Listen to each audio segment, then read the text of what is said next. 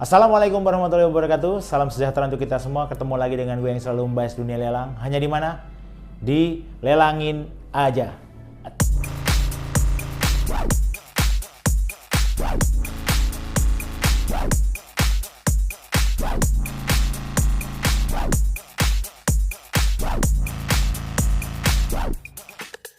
Dalam episode kali ini gue berada di studio mini gue ya, bukan studio mini ya, semacam kantor kecil yang kita sulap menjadi tempat yang nyaman ya untuk berbagi cerita atau sharing cerita. Nah, kali ini gue akan mencoba, bukan mengkritisi ya, ada hal yang menarik di mana gue kemarin baca peraturan Menteri Keuangan nomor 213 tahun 2020 tentang petunjuk pelaksanaan lelang, guys. Nah, ini memang kitab sucinya orang lelang. Mereka harus paham banget mengenai isi apa yang diatur di dalam petunjuk pelaksanaan lelang ini 213 tahun 2020. Nah, di sana ada 113 pasal, di mana gue nggak akan bahas semuanya karena gue bukan ahlinya. Ada yang lebih ahli di luar sana. Tetapi gue akan mencermati satu atau dua pasal saja karena memang menurut gue ini cukup membantu kinerja pejabat lelang kelas 2 dalam pelaksanaan lelang. Tentunya korelasinya dengan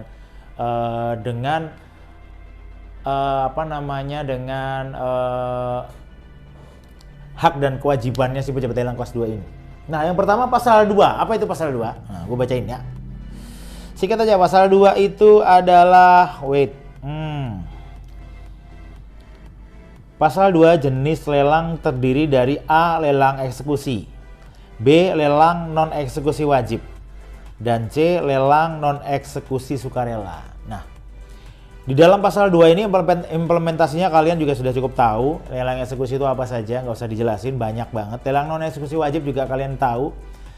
Yang menjadi porsinya pejabat lelang kelas 2 adalah lelang non-eksekusi sukarela, di mana pejabat lelang sebagai pejabat lelangnya. Nah, dari pasal 2, gue mau lompat ke pasal 5. Kalian bisa lihat, nanti gue kasih capture-annya lah ya, kalian bisa download sendiri. Pasal 5, lelang non-eksekusi sukarela terdiri dari A. Lelang barang milik badan usaha milik negara atau daerah berbentuk pesero, B. Lelang barang milik perusahaan dan dalam likuidasi kecuali ditentukan lain oleh peraturan undang-undangan, C. Lelang barang milik badan pelayanan umum atau badan hukum pendidikan yang tidak termasuk barang milik negara, D. Lelang barang milik perwakilan negara asing, E. Lelang barang milik perorangan atau badan hukum atau garis miring usaha swasta, F. Ini dia yang menarik perhatian gua, yang F. Lelang hak tagih atau piutang. Yang G. Lelang kayu dan hasil hutan lainnya dari tangan pertama, dan yang terakhir H. Lelang non eksekusi sukarela lainnya sesuai peraturan perundang-undangan. Nah, gue pengen garis bawahi yang huruf F ini, guys. Huruf F ini lelang hak tagih, di mana kita biasa melakukan lelang itu dikenal lelang HT. Lelang HT itu bukan hak tagih, lelang hak tanggungan. Jadi yang dilelang itu adalah objeknya yang bisa dilakukan dengan segera. Yang dilelang itu adalah objek atau jaminannya. Jadi rumahnya yang dilakukan pelelangan melalui kantor piutang lelang negara yang dimohonkan oleh balai lelang atau perbankan atau kreditur, dimohonkan ke kantor piutang lelang negara, ke PKNL. Dan di sana yang dilelang adalah tanah dan bangunannya, barangnya, bukan hak tagihnya. Nah, kenapa kok ini menarik? Karena ini belum pernah ada yang melakukan sampai saat ini, sampai saat undang-undang ini berlaku tuh. Gue belum pernah menemui ada pejabat lelang kelas 2 yang lelang hak tagih. Jadi dengan kata lain, kalau boleh saya pinjam istilah lazim sekarang, CC. Yang kita lelang CC-nya. Jadi yang menjadi objek lelang ini adalah hak tagihnya nanti. Hak tagih ini akan beralih ke pemenang. Pemenang ini adalah kreditur baru nantinya. Jadi yang menjual ini adalah kreditur lama. Dilakukan pelelangan melalui pejabat lelang kelas 2 dan bantuan balai lelang untuk menciptakan kreditur baru.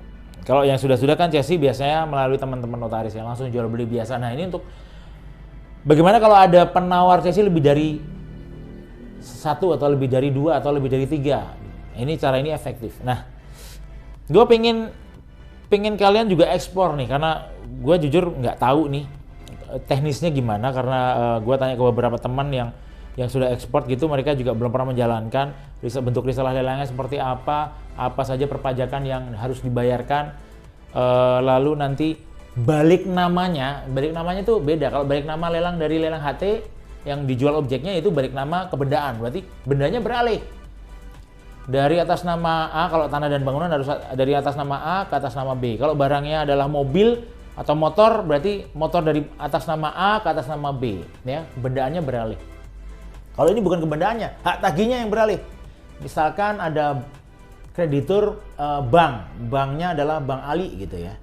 Bank Ali ini menjual melalui balai lelang dengan bantuan pejabat lelang kelas 2, menciptakan kreditur baru, dia melelangkan hak tagihnya dia. Dimenangkan oleh Bank Totok. Nah, Bank Totok ini nanti, oh ternyata Bank Totok yang menang, harga tertinggi. Nah, teknisnya seperti apa? Belum pernah ada yang menjalankan.